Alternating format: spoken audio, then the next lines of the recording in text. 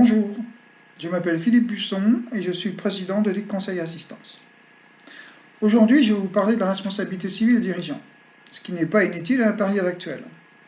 Je vous parlerai dans d'autres vidéos des différents types de responsabilités civiles pouvant exister, mais aujourd'hui, nous allons nous concentrer sur ce contrat extrêmement important.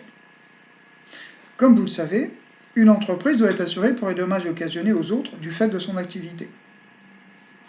On parle principalement de responsabilité civile d'exploitation et de responsabilité civile après livraison, ainsi que des dommages immatériels consécutifs ou non à un dommage garanti. Sont alors garantis les dommages occasionnés à autrui, y compris aux biens confiés, ainsi que les dommages corporels causés à un tiers. Bon, me direz-vous, où est le problème puisque je suis assuré? Justement, il est là. C'est votre activité qui est assurée, et non votre fonction. De plus, en fonction de la taille de votre entreprise, vous êtes amené à déléguer.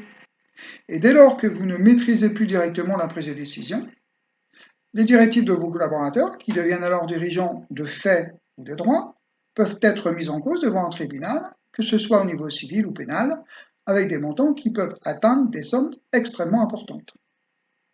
Alors, à quoi cela sert-il de souscrire un contrat à responsabilité civile des dirigeants? Tout d'abord, à ce que l'assureur prenne en charge les conséquences financières de ce qui peut être une faute de gestion, une méconnaissance d'une loi, de ce qui va être perçu par un salarié comme une faute inexcusable, un harcèlement, etc. Dans ce cas, c'est votre patrimoine personnel ou celui d'un de vos salariés qui peut être mis en cause en cas de condamnation. Vous avez noté tout à l'heure que j'ai fait référence à la situation actuelle. À ce jour, toute entreprise est responsable de la sécurité de ses salariés. Comme vous le savez sans doute, en tant qu'entrepreneur, vous avez une obligation de résultat vis-à-vis de la santé de vos salariés. Nous sommes donc aujourd'hui dans une situation ubuesque où il est d'un côté demandé aux entreprises de reprendre leur activité et d'autre part, celles-ci savent qu'en cas de contamination, leur responsabilité en tant que dirigeant peut être recherchée avec les conséquences financières qui en découlent, à savoir les frais de défense en justice ainsi que l'indemnisation civile, ce qui peut être alors catastrophique pour leur patrimoine. Alors que faut-il faire?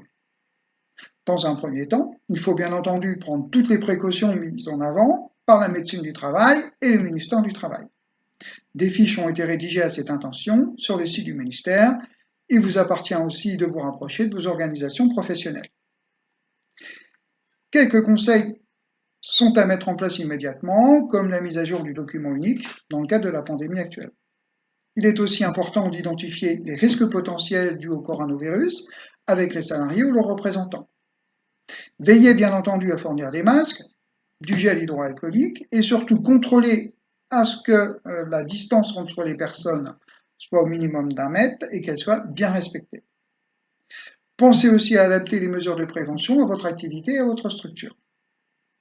Et si en dépit de toutes les précautions prises, vous êtes mis en cause, vous ou l'un de vos managers, les garanties de votre contrat en responsabilité civile des dirigeants pourront intervenir afin de vous défendre et prendre en charge les conséquences financières si votre responsabilité est reconnue. En résumé, cette catégorie de contrat est absolument nécessaire en temps normal et encore plus actuellement. Interrogez-nous sur info@el.com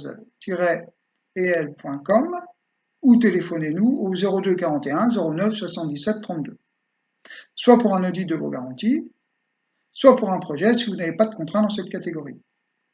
Bonne journée et à bientôt.